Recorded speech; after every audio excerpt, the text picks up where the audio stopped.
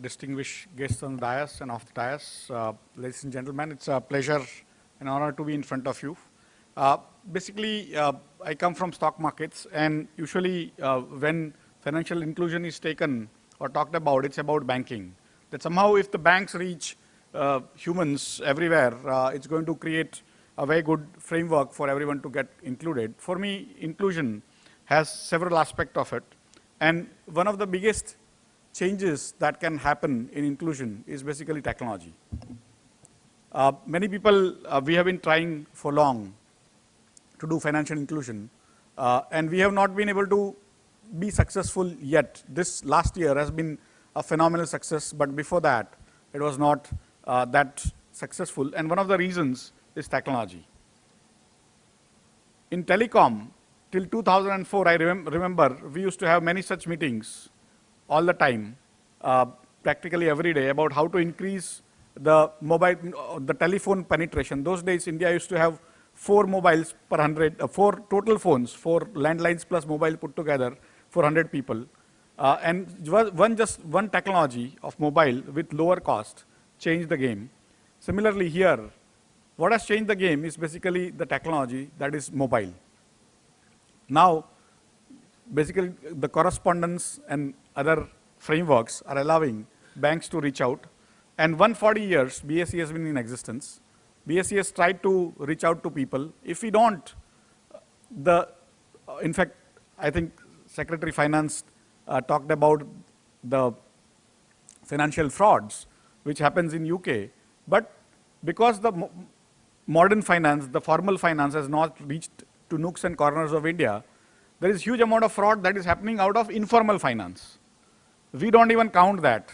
So when a farmer commits suicide in Maharashtra, it is largely because he has not taken loan from banks or from microfinance. He has taken loan from individuals who are after him. And that happened because each and every bank, if they had to go out to different cities, different villages, different towns, the cost was humongous of setting up branch network and controlling them. Today, because of the automation, it becomes easier. Similarly, for stock markets, today we are present in 2,000 locations across the country, hundreds of thousands of places you get BSE's terminals. And of course, through mobile and internet, you are able to connect from anywhere in the country. And that is where one portion of inclusion that is reaching out to people is happening, and it will happen more, much faster than what we have seen before. Already 12, 13 crore accounts have been created in the Prime Minister Jan Dhan Yojana. But for me, the other side is about how to reach out to them with the correct instruments. Again, no economy can work only on one leg of banking. It has to be banking, and banking is what we call intermediation framework, and then non-banking is basically the disintermediation framework. Today, the size of Indian economy, the banking system is worth around 80 lakh crore, $1.3 trillion.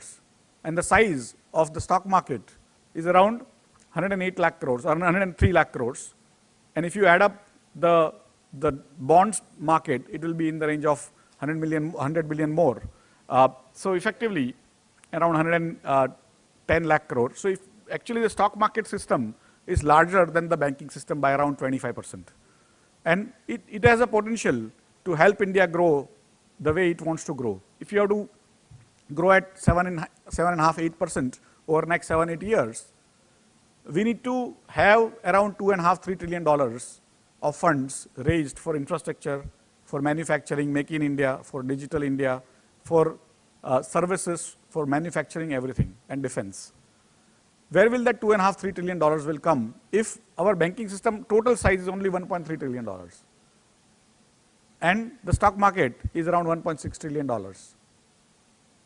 We will have to ourselves grow up. We'll have to also contribute. One is to ensure that we keep on trading a lot.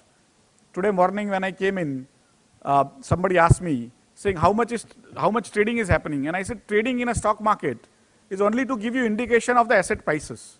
It is like saying in this area, in Cuff Parade area, what is the price of a per square foot area in premises, in flats and commercial areas. it doesn't have to trade every single second. It trades probably once a month, and still you get a reasonable idea of what is the price of a particular asset. Similarly, stock markets perform many functions. One of them is allowing you to trade.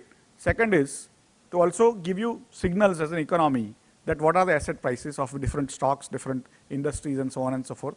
So in that context, the second most important part of the stock markets is to channelize savings of the economy into productive capital in a disintermediated way. Intermediation happens through the banking channel.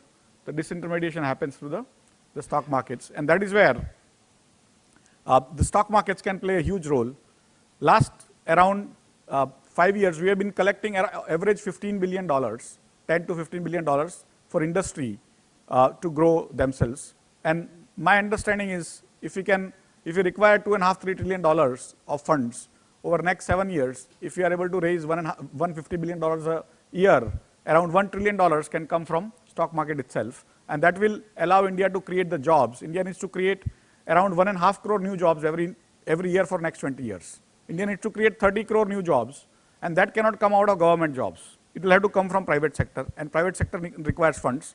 One set of funds will come from banking, other will come from the stock markets. And that is where, for me, the stock markets have a huge role to play. And as and when these youngsters who are coming into the job market, the old framework of joint family, which used to give them that feeling of comfort, that if something happens, the family used to take care. Now, in nuclear families, they will have to put in their money more into financial instruments. And that is where, again, stock market comes in through mutual funds, through insurance, whichever way, ultimately that money will come in through the markets. And that is where we think as and when a person becomes part of the financial system using bank accounts, he also will require some way to save his money and get returns for his money, which are part of the formal finance, more regulated environment, not the chit funds, not the Sharda type, but basically where you are regulating all these things. And that's where the Securities Exchange Board of India comes into picture, RBI comes into picture, IRDA, PFRDA, and so on and so forth. With that, thank you very much for calling.